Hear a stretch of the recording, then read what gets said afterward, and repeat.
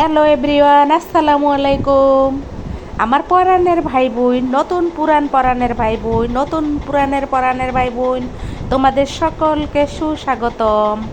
দেখো, আমি একটা নতুন ভিডিও নিয়ে তোমাদের মাঝে পরাণের বোন হিসেবে চলে এসেছি। দেশে এবং বিদেশে, কাছে এবং দূরে, যে যেখানে বসে এই মুহূর্তে আমি যেমন গগন দেখতেছি, আকাশ দেখতেছি, আসমান দেখতেছি, তোমরা হয়তো আমার ভিডিও দেখতেছো। দেখো, আজকের আকাশটা, আজকের আসমানটা, আজকের গগনটা কত সুন্দর, হাস্যোজ্জ্বল।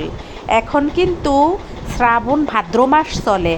ভাদ্র মাসে 13-14 তারিখের মতন হয়ে গেছে। 13-14 তারিখের দিকের ভিডিও তোমাদের মাঝে শেয়ার করতেছি।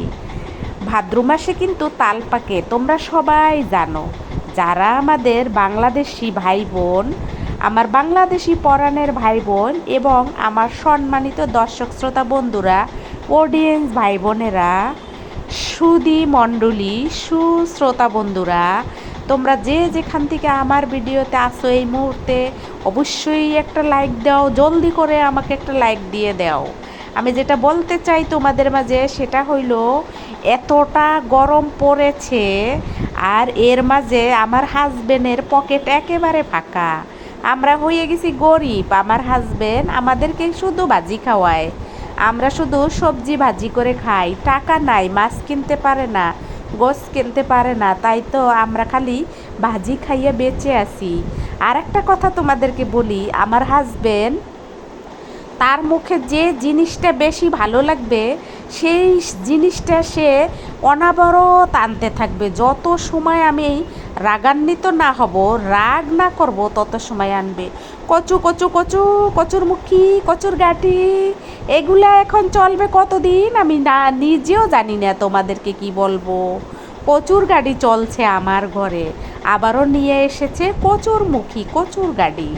আর আজকের ছাদটা তোমাদেরকে দেখাইতেছি এই কারণে, বেশ কিছুদিন বৃষ্টি হওয়ার পরে ছাদটা একেবারে শুকিয়ে গাছগুলা একেবারে বিধ্বস্ত অবস্থা হয়ে গেছে। যেমন দেখো, ঝাঁকায় আমার মিষ্টি কুমার গাছগুলো একেবারে ঢলে গেছে। ভেবেছি এই গাছগুলোকে তুলে খেয়ে আবার নতুন করে গাছ লাগাবো।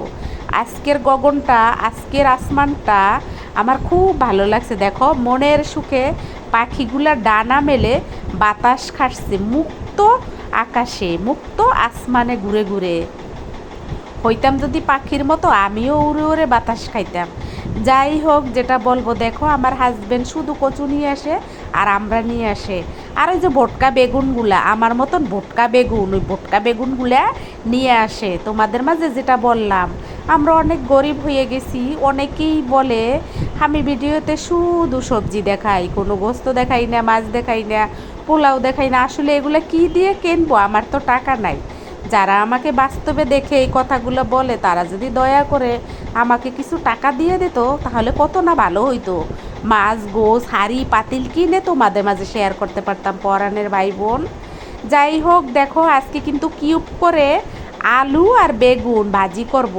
আর তার আগে গত পর্বে যে আমি পেঁপে ভাজি করছিলাম, সেই পেঁপে ভাজি দিয়ে এক থালা ভাত খেয়ে নিয়েছিলাম।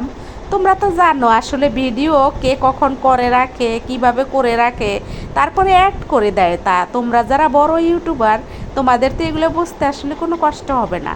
আর যারা ছোট ইউটিউবার তারাও বোঝে, কিন্তু বোঝে না শুধু যারা বাস্তবে আমাকে কথা বলে, ভিডিওতে কমেন্ট করে না, বাস্তবে এসে কথা বলে যারা, তারা আসলে বোঝে না।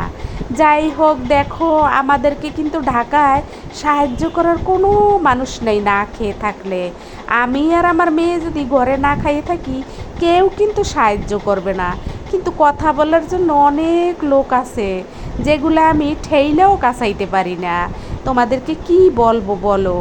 তোমাদের সাথে কথা বলতে বলতে আমার ছোট্ট ভিডিওটা শেষের দিকে চলে আসে। কথা বলাও আমি শেষ করতে পারিনি, এর আগেই কিন্তু ভিডিওটা শেষ হয়ে যায়। তোমরা কিন্তু এই মুহূর্তে শীঘ্রই একটা লাইক দিয়ে দাও প্লিজ। দেখো, যেহেতু আমার পকেটে টাকা নাই, লাইক দিলে আমি অনেক টাকা পেয়ে যাব। তোমরা আমাকে লাইক দাও, ভিউ দাও, দেখবা আমি অনেক টাকার মালিক হব। আর যেগুলো দিয়ে আমি হাঁড়ি পেতিল কিনে তোমাদের মাঝে শেয়ার করব। যাই হোক, আজকের ভিডিওতে তোমাদেরকে আমি অনেকগুলো কথা বললাম, যে কথাগুলো আমাকে বাস্তবে অনেকেই জিজ্ঞেস করে, অনেকেই বলে। যাই, তোমরা দেখো, তোমরা হয়তো বুঝবা যারা আমাকে সত্যিকার টাচ করো, অনন্তকাল ভালোবাসবে মনে পণ করেছো। আমিও তো তোমাদেরকে অনন্তকাল ভালোবাসবো মনে পণ করেছি।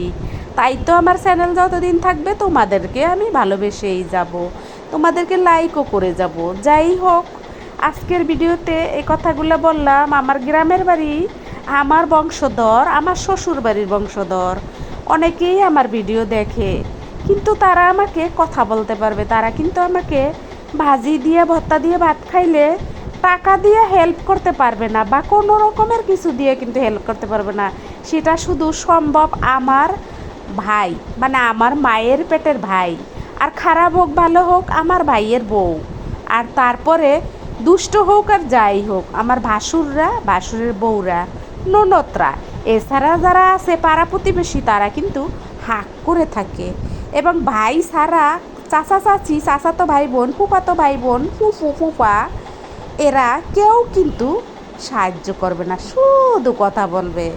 আর তারা আসলে মুরগি গোস্ত রান্না করিয়ে তাদের পাতে দিতে হবে।